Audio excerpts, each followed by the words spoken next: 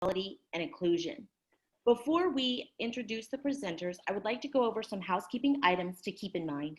All audience members are on listen-only mode, which means you are muted. We will be monitoring audience engagement on the dashboard and do encourage you to participate by using the question panel. There will be time for questions at the end of the presentation. We are recording this webinar and you will receive an email with a copy of the recording so that you may listen to and refer back at any time. This webinar, as well as others in our series, will also be made available on our NIGA YouTube channel in the coming week. Now, without further delay, let me introduce our hosts, Victor Rocha, Conference Chairman with the National Indian Gaming Association and editor of Pachanga.net, and Jason Giles, our Executive Director. Victor, take it away. Thank you, Mary Charlotte. Good morning, everyone. Good afternoon to Jason in Washington, D.C., or Virginia, I should say. Good afternoon, everyone. My name is Victor Rocha. My co-host is Jason Giles, the Executive Director of the National Gaming Association, and this is the new normal. In today's conversation, we're talking to our friends, Chairwoman Erica Pinto of the Jamul Indian Village down in Southern California, right next to San Diego, I should say, and Chairman Greg Sarris of the Federated Indians of Graton, Rancheria, up above San Francisco. And today's show is a very special one. We're going to be talking about LGBTQ rights in the tribal gaming workplace. And the reason why I feel this is a special show is, you know, there's not enough has been said about how we as the tribes have evolved, you know, not in just our gaming and these facilities, and I call them mansions to capitalism almost, mansions to gaming, I should say. But, you know, one of the other things that has happened is that you've seen the tribes, you're starting to see an education, and they're starting to learn, and they're starting to, you know, the new generations coming up, and they're even better educated than the generation before. But one of the things that we really don't talk about is, you know, LGBTQ rights and how they have really starting to take a place of prominence in tribal gaming. You know, we don't talk about it enough, but you're starting to see changes. And, you know, that's why I'm excited about bringing my guests, Chairwoman Pinto and Chairman Greg Sarris. And, you know, welcome to the webcast. How are you guys doing? Great. Good to see you, Victor. Doing well, Victor. Thank you. And thank you. Good to meet Chairwoman Pinto. Good to meet you. Yeah, I've never met you, Greg, but I've been to your casino. It's gorgeous. Oh, yeah. Oh, yeah. And I know you've worked with our Vice Chair, Rocha, and she speaks highly of you. So I do. She's a great woman. You know, I think, you know, one of the important things that, you know, before you even start, let's tell me a little about yourself. And Erica, we'll start with you. Tell me a little about yourself and about your tribe. You know, tell me about the Jamul Indian Village. So the Jamul Indian Village is located about 20 miles east of downtown San Diego. We're the closest to downtown San Diego and this humongous population down here. We have 72 tribal members. We have 6 acres. We're one of the people who have gotten into gaming recently. I've been on the tribal council at Jamul since 1997, wow. At the ripe old age of 21 when I was elected. I was the youngest person elected. Then I moved up on the ladder. I became the vice chair in 2008. I was elected the first woman chair in 2015. But all that work aside and all tribal politics aside, I am a member of the LGBT community. I came out of the closets October 11th, 1992, which was a struggle and a challenge for me back in the day. I graduated from Santana High School in 1993. I went to the prom with my high school sweetheart back in 1993, and she's wow. That was such a crazy experience back in that time in the 90s because, you know, the protections really weren't there, but we had supportive friends, a couple of supportive teachers. So it got us through those times. But LGBTQ is hardly ever talked about, but I'm happy to be here today to talk about it and just be inclusive with everybody, love everybody. And I think that's enough about myself and the tribe. Aw, Greg. You know, you're first of all, Eric, you're way too modest. You know what I mean? And you know, and that's just just a wonderful story. Greg, my dear friend. Now let me preface by saying Greg and I have been friends for over 20 years, so we're pretty tight. Go ahead, my brother. Let me hear your story. And I should say, Erica, we didn't meet when we were 21, so we're going to date ourselves a little. I am a member of the Federated Indians of Graton, Rancheria, and we're descendants of Coast Miwok and Southern Pomo. We were not federally recognized. When we lost it, we were during the California Indian Rancheria Termination Act of 1958. I was a young professor at UCLA my first year when elders here in my family, my tribe, called and said, there's a tribe that wants to put a big casino in our area. What are we going to do? And of course, when you're not recognized or restored, you have as much political power as, you know, a Saturday afternoon card club. And so we began to organize. To make a long story short, I spent 8 years, and finally I wrote a bill that I finally was able to get through Congress. You know, anybody can write a bill, but getting out of the hoppers is who you know and how much money you have. And I didn't have anything, although at the time we did put a lot of pressure on. And another long story short, Barbara Boxer attached my little tiny bill as a rider to something about kitchen sinks, and it slipped through. President Clinton signed the bill December 27th, 2000, 2 weeks before he went out of office. And today we're the last tribe to be restored by an act of Congress in this country. There's been a couple of tribes that have been restored by a determination of the Department of Interior, but that's different, and that of course can be appealed. So we weren't going to do gaming, and then we tried different things. We got our rights back, and they said, you're restored, you're a federally recognized tribe, you can go out and get trust land, we'll take it into trust. They didn't say how we were going to pay for it. So we're in Marin and Sonoma County. It's expensive. I was happy. I thought I did my work. I'll teach again and people will be fine. Well, no, they began to discuss the C word, and not cancer. And how many C words do we know? How many C words do we know, Erica? I know many C words, so can you be more specific? Well, let me start writing them out. I'm just gonna start pointing them. You let me know which one I got over here, okay? So. I forget my audience. I don't need to explain that. A lot of people I have to explain. Anyway, so we, again, a long story short, we knew we had a lucrative location. I mean, it is about location, as all of us know. And I thought, well, I'll do this. My non-Indian mother said, you can't leave your dad's people now. They really need you. So guilt and whatever got me into it. But I said, if only I'll do this and we'll work this, if only our casino and our operation could be a platform for social justice and environmental stewardship. Again, long story short, we borrowed lots of money, borrowed $1 billion, built a casino,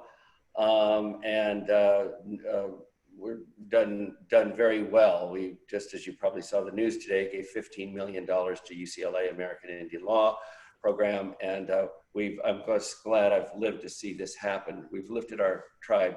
But that said, I needed to confront the issues here of the LGBTQ issues in our community. I think too many of our elders and ourselves, we forget that we were once a people that honored difference.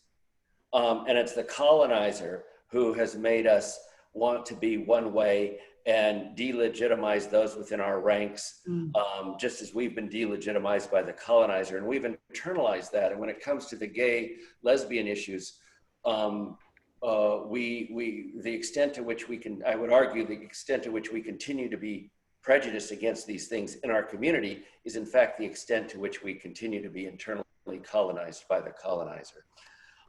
So, I mean, I can sit here and Professor Greg say all these things, but how do you put that to practice? So in our casino, and again, casinos are notorious for binary relationships, women's with big breasts and all that kind of thing, the whole Vegas thing. Can we turn that around? Can we have it a home for diversity, a safe home for all the people that are working here? And so we went immediately and had to fight our managers because they are not following these policies necessarily. And so we fought very hard. And I'm proud to say that in our workforce of over 2,000 people here, team members, 80%, 70 to 80% of our force is non-white. There's 30 languages spoken. And I'm happy to say that at last count, we had 17, maybe 18 transgender people working here.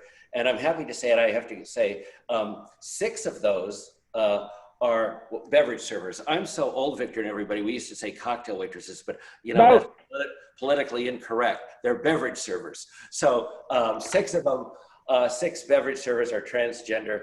And I'm so proud of that. In this casino, the only thing we don't tolerate is intolerance. And I am an intolerant bear about that.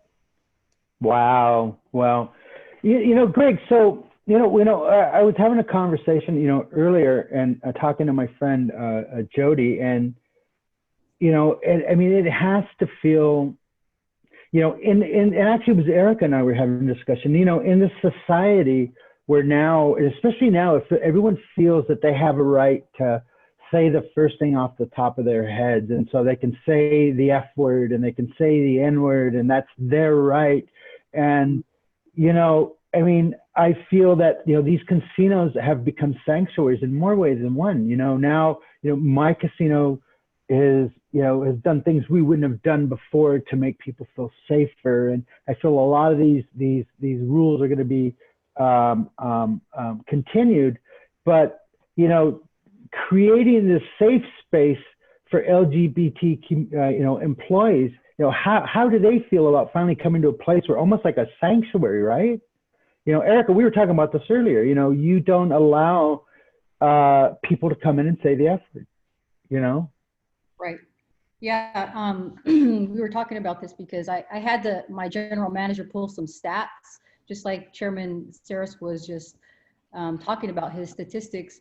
Of the 900 active team members, over 20% openly address themselves as LGBTQ.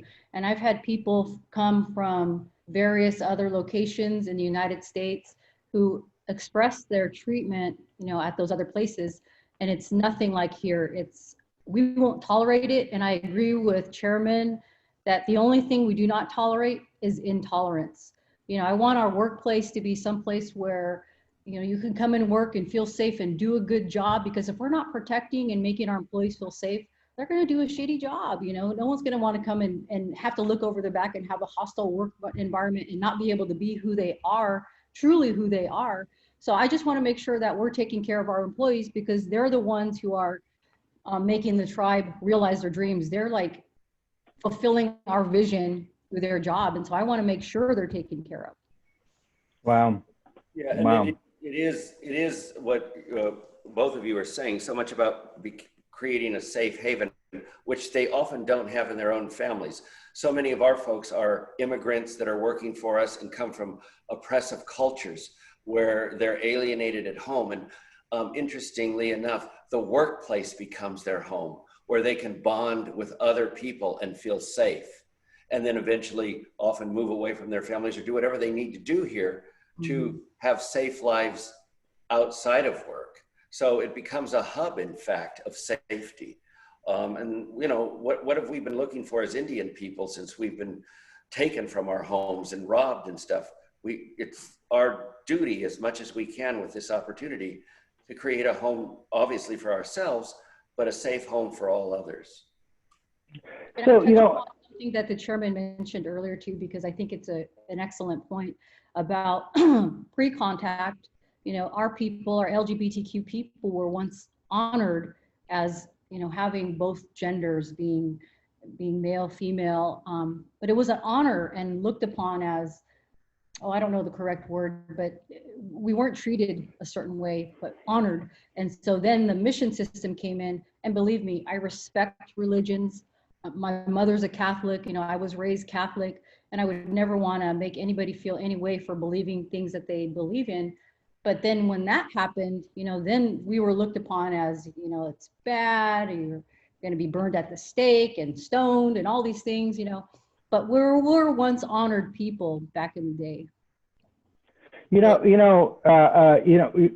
both have that in common, which is, the fact that we are, Native Americans in California, which were, our first European contact was with the Spanish missionaries. So we come from very conservative tribes, you know what I mean? And, to become the leaders of your tribes, this journey must not have been easy, but obviously, you proved yourself. It wasn't, hey, we're going to nominate you because you're gay.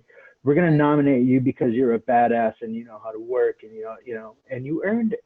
You know what I mean? And I think that says a lot about the times and the evolution of our people. You know what I mean? And Greg, I know your story particularly. You and I have so much in common, especially about our childhoods, and which is broken homes, foster homes, and all that good stuff. But it made us more of who we are, more of that determination. Now, you're a lot smarter than I am, man. You did it the right way. I'm going to go to college. I'm going to be smarter than all of you. I'm going to be tougher than all of you. And you just, you willed yourself into who you are today, Greg. And I would say the same thing to you, Erica. But that wasn't easy. Now, the big question I think of the thing is, when you got to your position of influence and you got to a place where you thought, where I can make a difference, what have you done? What did you do when you got to your place of influence? Erica, I'll start with you. Let's start with Erica. Okay, I made sure, and I think I said this earlier, I made sure that we are very inclusive on the tribal side, because we do have some, one of my relatives is a transgender, and she's my cousin, and I love her to death. And I'm going to say this, but she used to steal my bras a long time ago, which I didn't care. All good. I'm sorry, Rusty, if you're listening. I'm throwing you under the bus, but I just want to make sure she is protected. And so when you have relatives who are in this vulnerable population, because suicide is so high, depression, anxiety, all these things for LGBTQ, I want to make sure that she's protected. So, and it goes over into the casino and business side, where we have those transgender bathroom or the gender neutral bathrooms. We allow our employees to choose what outfits they want to wear. It doesn't have to be women. You're wearing these high skirts as cocktail waitresses. What do we call them? Beverage servers. I was just watching Delta Airlines, and their women are all wearing these tight clothing, tight skirts. But I don't want to put our women or our men into this category where they have to be. You have to wear skirts or you have to wear this suit. They have the option. I also like to put our people on blast. I like to put a lot of people on blast, but one of our business intelligence guys just got married, and I asked him first because I don't want to make anybody feel uncomfortable. His name was Josh, and I said, Josh, I want to talk about your marriage. He just got married to his husband, Leo, and I think it's something to be celebrated. So there's that. We offer full health insurance for spouses and domestic partners, and we have zero tolerance for any hate. I don't care where we are. We're on the reservation, and there's a freedom of speech crap that goes on. And if you have hate speech, you have no place at Jamul Casino. I just want to make it a good environment to like Chairman Sarris, like you said, sometimes they go home and it's not that inclusive environment or a safe environment. It could be uncomfortable. And I want to make sure that all of our people, LGBTQ, BLM, whatever, I want to make sure everybody is protected and everybody is safe. Yeah, as I like to say, it's a place where the folks, as we say today, can live their full truth and evolve in the workplace. I get a lot of stuff like when we'll throw people out, we'll trespass people if they use, derogatory language and stuff. And I remember I was there and the security, these big macho guys were throwing out some guy with a MAGA hat on, I'll just say that. And he said, this is America, we can say what we want. And I said, no, this is a sovereign nation. You cannot say what you want. I get to say what you get to say. Out. Right. Well, there just seems to be, like I said, there seems to be more of it. And that's why, I know on the reservations, the tribes were the first ones to make masks mandatory in the entire industry. They said, they are mandatory. And if you're going to come in the casino, you have to wear them. And everyone in the industry was saying, no, you can't do that. And people aren't going to they're going to want to smoke, and they're going to want to do this. And then, I think the point is that, creating a place where you know, we can't solve everyone's problems, you know what I mean? But we can create a space where people, at least they can come and feel that they're not gonna be disrespected. You know, they're not gonna be mocked, or, you know, society can be cruel, society can be mean. And, you know, when you're trying to find your truth of your person, and look at, we all go through that, you know?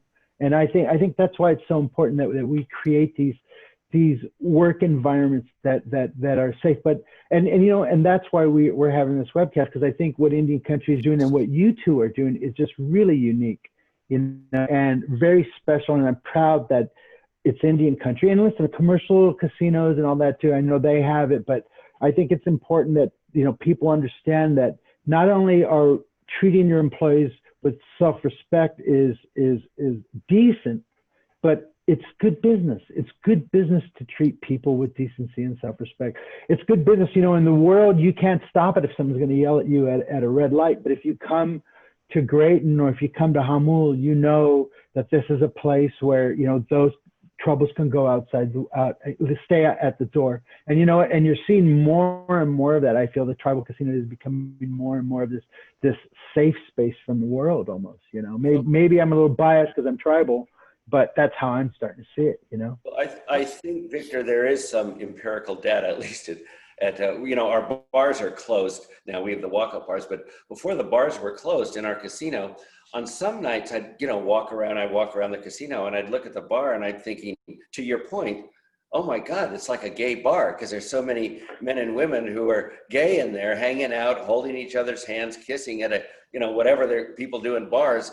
And I'm going, God, and then of course I'm kind of shocked, and then I go, wow, that's so great, it's happening here at Graton. Graton can be, you know, but again, these things are happening. And again, to your point, our success, and I you know, we've been very successful, only it becomes then all the more power for others to follow and show that it has nothing to do, in fact, can enhance success.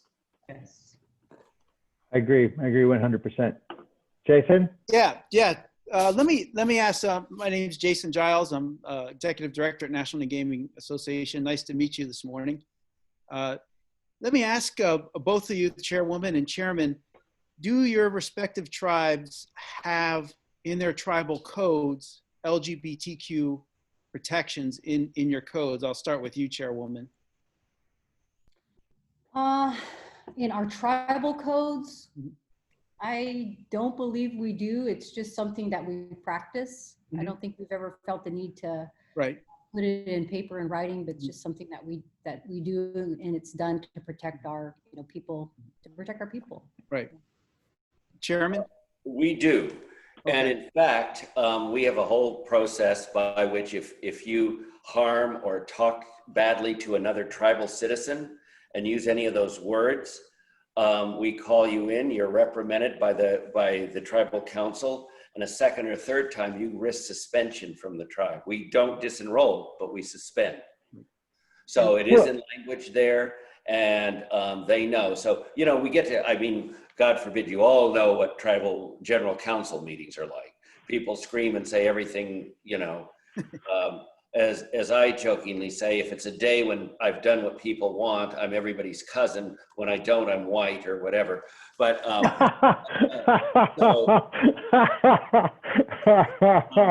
you know him, you know that guy. But what we have to do, it again, you know, so people might be tempted to yell things at me or about me. But there are provisions where if they do that to me or anybody else, they risk ultimately suspension from the tribe, which means suspension of their per caps and everything else. Right. Yeah. And I bring that up because, you know, Title VII at the federal law that, you know, provides all these protections. The Supreme Court just, you know, confirmed that the definition of sex in Title VII does cover LGBTQ people. It was a big Supreme Court victory. But at NIGA and CAI, we've always told the tribes, look, our first position is, and the chairman brought it up, we're sovereign nations here. and we have our own way of dealings with things. And the chairwoman's right, you know, you have common law and the way you've treated things, that establishes precedent. And that's the way you deal with it when you go into that jurisdiction.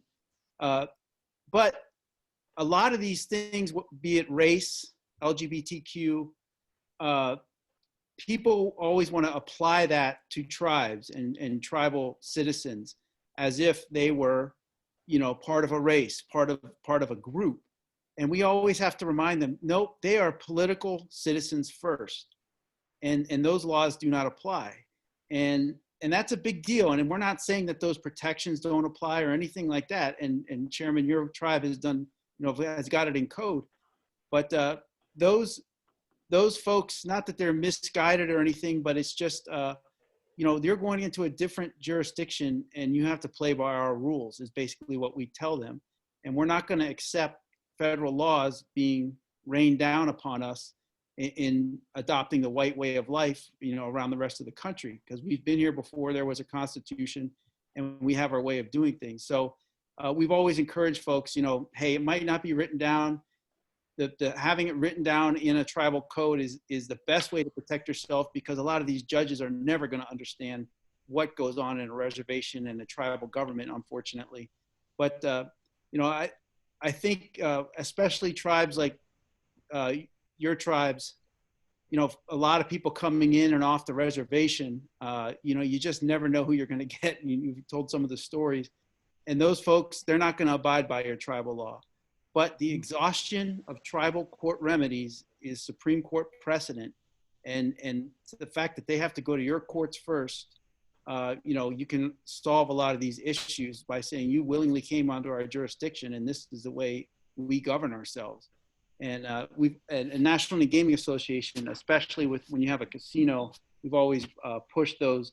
And it doesn't even have to be as far as a tribal code, it can just be in the regulations of your employee handbook.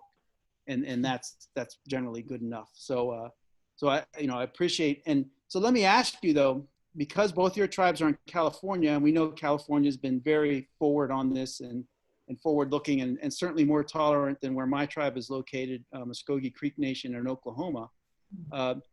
You know, it's you guys have sort of had that, you know, you're in California and it's not as big of a fight, but what would you say to, you know, some of these tribes that are in very conservative jurisdictions, and you know, this is a lot of this is a non-starter, to be frank. You know, the state law doesn't have it. They fought tooth and nail in the federal courts to prevent application of LGBTQ rights. What would your recommendation be from a tribal perspective, you know, in implementing some of these rules? Oh, one argument I would make is that one of the problems that our tribes have had is instability in government. We fight in our families, and it's that disrespect. And I would argue that if you have codes of respect, you're going to ultimately promote a much more stable government and environment system for your family, for your tribe. So in order to promote stability, you've got to have respect. And so I would start there. I would make that argument to the tribes there. Because again, what happens is, again, part of internalized oppression, we fear one another, we fear everybody, we make up stories. The oral tradition these days in the Indian community, oh my God, the stories they'll tell you that are, you know, the gossip vine and that sort of thing. But again, I think that if we go back to notions of respect, and then I know Joy Harjo from your tribe is a good long-term friend of mine. Yes, she is. But I know that a lot of the communities you come from, but don't overestimate California. California may be great and free, but our Indian communities are rural. I just know the three of us here are very Catholic families. All that guilt, no matter all the hypocrisy we watched as Catholics, all that sort of stuff.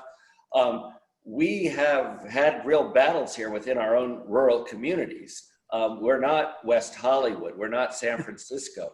So just remember that. Right, true. With communities and families, aunts and uncles and parents who are very conservative. So I think it's a slow process for me to even get respect. for me to come home, it was hard. I lived a different life in LA when I was there as a teacher than I did when I came home. It's been a challenge to live that life here. And now I think I can, and they respect me as a person who's led them and made their lives better, predicated on respect for others and a demand that they respect me. I would have to agree with the chairman. It starts with the treatment of your people with respect, with dignity, with inclusivity. We actually do have in our, you just hit it on the head, Jason, in our employee handbook, we do have protections for LGBTQ people who are, you know, employed on the government side as well. But that's what it's all about. We're all humans. You know, some of our tribal people are mixed with, you know, Black, Mexican, LGBTQ. We're all a melting pot at my tribe, and we only have 40 tribal members who are voting age, and we have 72 total with kids. But it just boils down to something so simple, which is inclusivity, as I said, and just a treatment of respect for everybody and dignity. Yeah, and you know, Jason, I think, you know, I was talking to my friend Jody yesterday, and I was trying to think about who else do we know in tribal leadership that's out of the closet. And, you know, there's not a lot of them out there. And so, you know, I think in Greg's case, does that mean pardon? we know a lot? Does that mean we know that there are a lot in the closet? You know what, brother, you know what, you know, there are, but I think it's important for people to see, you know, tribal leaders that are out and proud, and they're not tribal leaders because they're LGBTQ, they're tribal leaders because they're great leaders, you know, and that is important. And you know, and I think the other important thing here is the people to understand that, you know, having LGBTQ rights in the workplace is good for business. You know what I mean? And listen, you're not, you know, and I think, you know, you have a really interesting question, Jason, is like, how do we transfer this to, you know, human dignity and self-respect to other places where, and we're not saying that they're not, but we also know they're very conservative. And a lot of tribes are very conservative. That's their, you know, and so, you know, not all of them are going to be as accepting, but I think, you know, part of this conversation that we're having today is maybe that's a first step for some people. Maybe they can reach out to us, or they can reach out to the chairman, the chairwoman, and ask them how they're doing it. You know, that's one of the things, Victor, and I think chairwoman and chairman brought it up. When you look back at history, the tribes and basically tribal societies, they never stigmatized people. That they just didn't stigmatize people. They accepted the way you were. You had loved ones, we have loved ones, we're all family, and we accept, you know, your idiosyncrasies, do you accept mine? And there wasn't this stigmatization, which, you know, frankly, a lot of it came from religion, still comes from religion. But I think that's why in a place like Oklahoma, North Dakota, South Dakota, you get so much of this backlash. And one of the things, though, and it's, you know, Greg mentioned it, you know, how hard it is to be yourself in one place and then come back home and have to, you know, try to fit in differently. You know, one of the things about tribes is I really think they could be leaders in this, because you see a lot of politicians, these really just anti-LGBTQ politicians. And you know, the Cheney family is an example, because they had the movie and everything. All of a sudden, they have a gay son or daughter.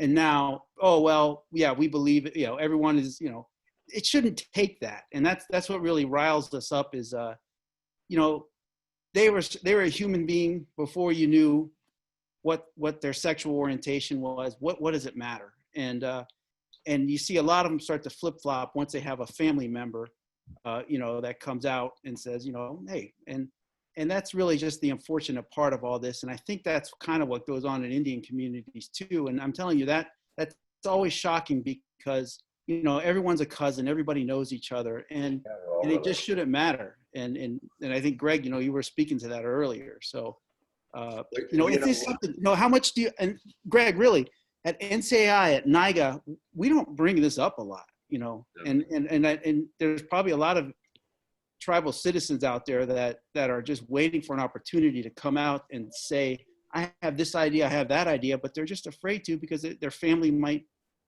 come down on them or something. And I'm talking, they have good ideas of entrepreneurship, of ways to improve life on the reservation, but they've got to be able to be themselves, like you mentioned. You know, I remember before I was out, I would hear my aunts and stuff, this subject of homosexuality would come up, and I'd hear things like, oh, that's just disgusting. Think of it, it's just disgusting what they do. Of course, now I've gotten very much more at home the way my dear friend Victor Rocha is. I get very flippant and I'd say, well, you might think that's disgusting, but think about the way you were made. Think about your parents having sex. How exciting is that? Wow. Wow. I got to go take a bath, guys. I'll be right back. Yeah, I did tell you about my parental issues, dude. Thanks, Greg. I mean, mate, let's $100,000 worth of therapy out the window, man. Thanks a lot, buddy. Hey, well, Victor, to your point, look, somebody on the chat asked a question, and I don't know if anyone else can see it, but the question itself is kind of like, very stereotypical, like the 1920s, gay men hanging out at the bars with the long cigarettes, wedging smoking here. I mean, the question's a little bit out there, but those kind of stereotypes live on. I don't know why gay people would be more inclined to smoke than non-gay people at this point.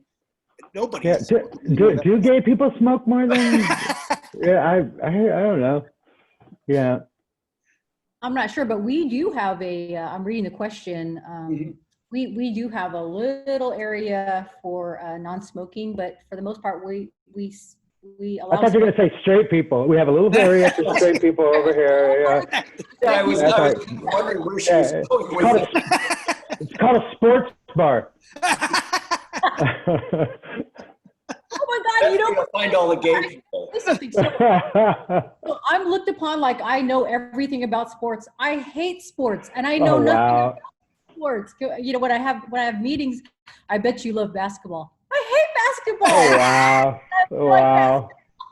That's an Indian stereotype, by the way. No, listen, I saw the women's basketball over at Connecticut when we were over at Mohegan last year, and that was amazing. That was one of the best basketball games I have ever seen in my life, man. Those girls are badass, boy. I wouldn't get on that. I wouldn't get no way they kick my ass.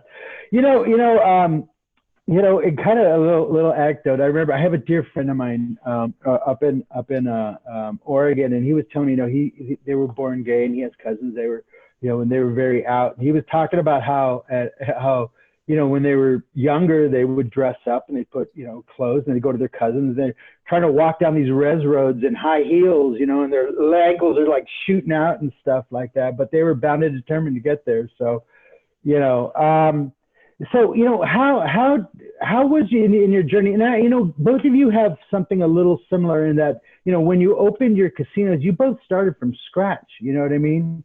Erica, when you guys came in, so you guys were able to manifest these rules at the very ground level, you know what I mean? Or Erica, was it even challenging? Did you bring them up, or was it even difficult, or was it just a very simple issue of self-respect and dignity? Respect and dignity, I should say. It was very simple. It's nothing that my tribal council was always on board with anything, that treats people with dignity and respect. I've never had a battle at any time, with my tribal council. For example, we're having a person go through a transition from male to female, and the HR thought that maybe we should have this person use the gender neutral bathrooms. And no, I think this person can use whatever bathroom she would like to use, whatever bathroom she feels comfortable using. I'm not going to put her in a box at all. And the good thing is that I do have the support of the tribal council, because they know because I'm in my position, because I walked it, I lived in the trenches of it. I know what it's like to be discriminated against. I know the feeling, and it's an awful feeling. I had a rainbow flag on my car in high school. I came back, my poor little flag was torn up and put back on my thing. And I'm like, you assholes, that it's hurtful. And so I don't ever want anybody, Victor, to feel that way who works with us, because like I said, they're carrying out our 20-year dream to build a casino. And the last thing I want to do is harm anyone and scare anybody away, because I want our dreams to continue and be able to do the things that we do. You know, Greg, I'm sure you do the same thing. We're huge contributors to our communities. So these employees, you know, we got to take care of them because they take care of us. You know, one of the big signs of success, I have a cousin who was transitioning, and she came up to me, and it was so wonderful because she was working the floor still dressed in the more male uniform. And she didn't come up and ask, she just came up as a friend and as a cousin, was comfortable saying to me, "Cousin Greg, I'm ready to move to the dress." Oh. Hey, you know what? I have oh, did we answer that? Oh, okay, we answered it. You know, Greg, I also, you know, again, you know, your journey, and like Erica, you know, I could spend an entire show talking about your journey to where you are as a casino. And I know Erica, for 20 years, they beat a path to your door, and everyone was no, and then they get there and they couldn't make it work. And then, you know, you got to deal with Penn, and here you are. And with Greg, I mean, just, you willed that tribe back into to recognition again, you know, and every step of the way. But I think what's important is that people see you as you are and comfortable in your own skin now. And I think that really is the first step in normalizing and you know, having people, you know, it's already normal. You know what I mean? It's in our television, it's in our movies, it's in our media. It's just, I think it's important when the rubber meets the road in our casinos that, you know, we are doing these things to create these workspaces. And I think not only do the employees appreciate it, but the customers appreciate it. They're in a facility where when you see someone, you know, I was talking again to my friend Jody, last year we went to G2E, they had a lady that was in transition, and she was tall. She was like 6'3", and she was just big, and she was standing there, but she had a smile on her face. And for 3 or 4 days when they walked by, and I thought, and it stuck in my head because, you know, she just smiled, and she had, if you need information, I was going to be there. And it couldn't have been easy to stand there, and it couldn't have been easy, yet here she was representing. I don't even think she wanted to be a representative of something, but yet she was. And I think that's about normalizing and people feeling comfortable, you know what I mean? And saying, look at, you know, it's just like everyone else. And remember, you know, this is a civil rights thing from 50 years ago too. So we're still fighting this, except now it's LGBTQ. And I think what's important is that people see not only what a successful LGBTQ leader looks like, but what a successful casino looks like. And more importantly, LGBTQ doesn't matter. What matters is how you lead, how you treat people. That's what's important. How you know, your life, you live your life's not important unless, you know, what's important is that we create these environments, and what we're doing here today is sharing this information and sharing and saying, listen, it's good business and it's smart, right? And in my case too, Victor, well, one of the things that I always think about is that regardless of what some people in the tribe may think about the LGBTQ thing, people know who I am, I'm out. And regardless, there will be young people and others out there who will say, the person who led this tribe and got us everything we did was gay. And that will enable them to, again, feel more comfortable about living their full truth. I mean, you know, they can't change that. Those who are okay with it or not okay with it, the fact is the fact. And the fact that I'm gay is part of the narrative, but that gay is one thing. But my God, this is the guy who did this, this, and this, and this, and this, and was nice to everybody, and is currently running for his 15th consecutive term as chairman unopposed. How many? 15, 30 years. Wow, what do you run every year? What's going on here? Oh, I thought you were younger than that, Greg. I thought you were in your 20s still, you know. What do you want to do a job at the casino? So how do the customers, can the customers tell? Is it at all, you know, are they entering a big gay casino, or they're just entering a casino? Gays welcome. No, you know what I noticed? I noticed on Instagram a lot of women couples who tag Jamul Casino. I love men couples who tag the casino. You know, we just opened something called the Rooftop, and we included, you know, an interracial couple. We included 2 men, 2 women in the photo shoot. You'll find it on my Facebook. But again, it's all about that inclusivity. You know, I want people to be able to come here and feel like, yes, I can get married here and I feel welcome and it's going to be all good. So I'm very proud that I do see those kind of things on Instagram and being tagged in that. It makes me feel good that people can come with their date and they can hold hands and they can, you know, be themselves and have a drink or have some excellent food and come and get married at our spot. It makes me feel good. Well, you know, we always tell people, you know, once you step foot on an Indian reservation, you're on sovereign tribal land.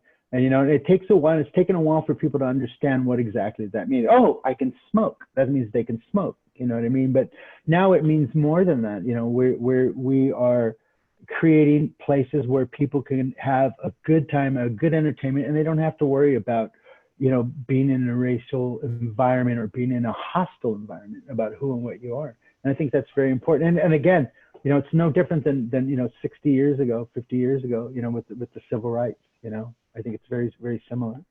One of the things we've done, in fact, to encourage gay and lesbian folks come, we've hosted before, of course, COVID, in our giant ballroom and our pool, huge pool and big parties. In fact, we are sort of in negotiations with Palm Springs to kind of do the white party up here. So again, have huge, big kinds of events. And that, I mean, that's good for business. I mean, it's just good for business. You're bringing people who are going to come and spend money and feel comfortable and not cause trouble. And it's a wonderful thing. So we actually market to the, you know, and when we first opened, we did a lot of marketing in Castro in San Francisco. So we actually went down there and solicited LGBTQ people to our casino. Do you guys seek out LGBTQ employees, or is it just, are you known to be LGBTQ friendly and they find you? Or how's that work? I don't know that we were recruiting any, but I think it's pretty well known. And in fact, I've noticed that we've had particularly a lot of Latino folks who in their communities, again, often coming from repressive communities, who say, gosh, go to Graton, or I'm working at Graton, it's really cool, they accept me, and I got a great job, and by the way, I met somebody there. And so it spreads, the word spreads. Yeah, we don't recruit either specifically, but we do participate in the San Diego Pride Parade. That's every July. This year, of course, we couldn't due to COVID, but we set up a booth and we pass out flyers and pamphlets and employment. So we do that in pretty much in a lot of spaces, but we do that in San Diego Pride. But I wanted to say something earlier because you mentioned when people come out of the reservation, it's sovereign. Tribes, usually in my experience, knowing all the tribes, they always go above and beyond in everything we do, whether it's with emergency services, you know, roads, our people, protecting our people. COVID, you know, we did our reopening, we shut down and then we reopened, and we met and exceeded all those federal guidelines, the state guidelines, and our local guidelines, because it's all about the people. Wow.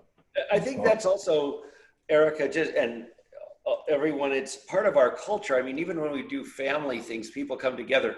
Notice the food. We always way overdo it. And, you know, I bring non-Indians, you know, home with me, and they see the pie stacks, the pies up, and, you know, the fry bread and all that. And, you know, they're just shocked at all the food. And of course, then I always make the joke, of course, you go to a rich white dinner party and they serve you a piece of asparagus on great china, but, you know, no wonder the suckers are skinny. They don't eat. Wow. You went there, didn't you? I love you, Greg.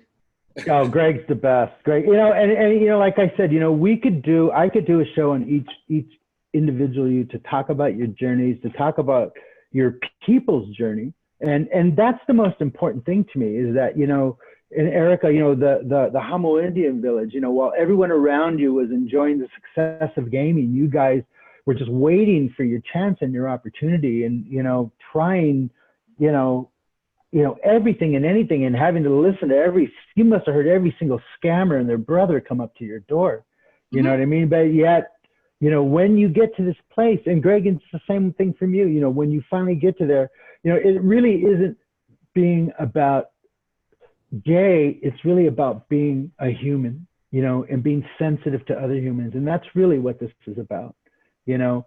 But, you know, I'm proud of both of you. And it was very important for me to do this show so that we can start having this conversation in Indian country and saying, you know what, it's good business to treat people with dignity. And we as Native Americans understand this better than anyone. You know, we've been on the bottom of the pecking order. And now that we're in our positions of influence and responsibility, this is how we want to see the world. And that's kind of what's going on here. This is the world we want to see. We're getting an opportunity to change a little bit of it, to create a little safe space for our people, for our employees, and for their families. And that is a really unique thing that we're doing, and I'm very proud of it. And that's why I'm so honored that you're both here to discuss these issues. You know, do you have anything else you would like to say? Is there something that that you know, in your experience coming up, you know, what have you to share with a young person, another tribal leader? Maybe they're not out of the closet yet, you know, maybe they're not, and you know they're out there, you know what I mean? Coming out in Indian country is not the easiest thing, but I think by showing you that it can be done and done in a way, you know, and having tribal leaders is just so important, because we need role models, and that's what you are. So in your journey, Erica, what can you share to that young person that is maybe still in the closet and still doesn't know what they want to do? Well, it was a struggle for me when I came out in 1992. And I did experience alcoholism, and because I didn't accept myself. I didn't know what to think of myself. But I remember in 3rd grade, Victor and Greg, I remember Cassie Vella, and I had a thing for Cassie Vella, and I knew that I loved women at a young age. So, but for me, when I struggled coming out of accepting of my own self, there just gets to a point where you just gotta be who you are. You gotta love yourself. You gotta respect yourself. And it took me a long time to find that in myself and be at peace with who I really am. So what I would say to the younger people or people who are in the closet still is that, you know, find peace with yourself and be able to be authentic with yourself. But it'll come in time, but be patient. And if you're afraid to do that, my number is 619-322-0552. Please give me a call if you need to chat, if you need some advice. You know, I will do everything I can, because I've been through it. I've walked it, and I'll help anybody if anybody needs it, Victor. Wow. And Erica, you just summed it up. I was going to say it in a little fewer words, but to all of the young people out there, I want you to know that I've got your back. And if anybody knows anything about my history, I'll just say this, and this is a threat: I'm no one to mess with. And Victor, so Victor, you know, I'll talk to Chairman Stevens and everyone, but you know, these issues should be more. And thank you for, you know, making this a webinar topic, because I've rarely seen these as topics at our conference or at NCAI. I know NCAI has done a better job of it. But if you look at what's going on now, all these recent gains, the big Supreme Court victory, unfortunately, you know, you look at the judges who have been appointed over the past 3 years, not one of them is going to agree with that decision. And all this can be wiped out in the next case, that, you know, the next stupid baker that won't bake a cake for a gay wedding, you know, that can all be overdone through another series of court cases. So it's very important to keep this on the front burner issue, and to just keep the progress moving forward, and let's not go backwards. So the Indian tribal organizations have a responsibility to keep this at the forefront. I need also to mention the larger threat here is sovereignty is everything, and sovereignty is going to continue to enable us to do these things and to live our truths in our place and have influence elsewhere. But one of the things that I'm so worried about, particularly if the election goes certain ways, is the move to see us as a race rather than a political organizations. And if again, they can establish that we're a race in the Supreme Court, or racial groups and not political groups with treaties, Correct. we're done, because then they'll be able to argue in the Supreme Court and we'll lose our sovereignty. So, and all our chance to do this. So we really have to watch this. And there are folks in the current White House who are like to move in this direction. So we've got to be vigilant to enable to continue to have the freedom to do the right thing. Well, you know, Greg, you and Erica were elected to your offices not because you were gay, but because you were smart and because you were hard workers and because you were tenacious. And that's where the rubber meets the road, you know, and that's the important thing. And you're both role models, you know. And Sam, we got your message in here, brother, you know. You know, I think Jason's absolutely right. We need to keep these issues on the forefront. I think we as an industry could do more, but I think this is a really good first step for discussing how we can move forward. And more importantly, it's easy. Let's just do it. Treating people with self-respect. As Native Americans, we understand that better than anyone. You know, we've demanded our place at the table and we got it. But it's something that we have to keep fighting for every day. And so, you know, these webcasts are our way of keeping these issues in the front. And, you know, we're very, very grateful to have both of you today.